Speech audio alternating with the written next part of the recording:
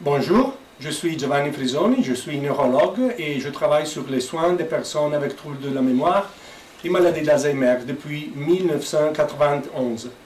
En basant sur l'expérience de notre clinique mémoire au Centre national pour la maladie d'Alzheimer à Brescia en Italie, on a développé des brefs morceaux vidéo pour expliquer la maladie d'Alzheimer à nos patientes et à leurs relatifs. Les vidéos ont été accédées milliers de fois sur YouTube et sont disponibles sur le site web du plus célèbre journal italien, le Corriere della Sera. Or, on l'a doublé en français pour le rendre disponible à ceux qui sont de langue française.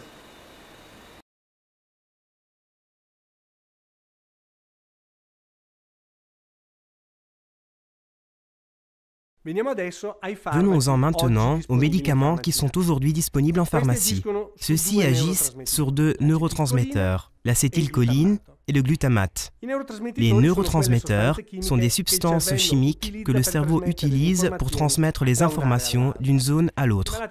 Chez les malades de Alzheimer, au moins deux de ces systèmes de communication sont particulièrement compromis, le système cholinergique et le système glutamatergique. Si nous administrons à un patient malade de Alzheimer un médicament actif sur l'acétylcholine et le glutamate, voilà ce qui peut arriver.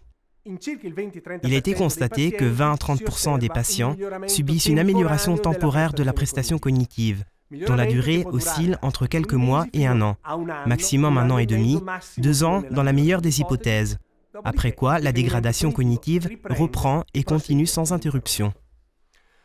Une autre tranche de 20 à 30% des patients ont subi un ralentissement temporaire de la progression de la maladie.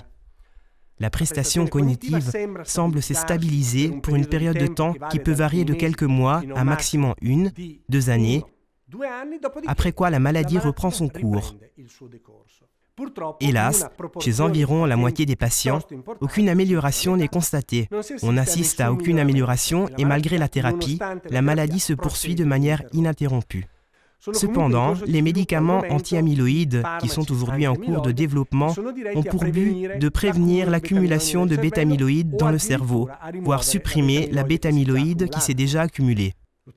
L'utilisation de ces médicaments, administrés dans la phase de la maladie la plus précoce possible, devrait en théorie maintenir le patient au stade des troubles de la mémoire légers sans handicap, ce qui correspond à une qualité de vie décente.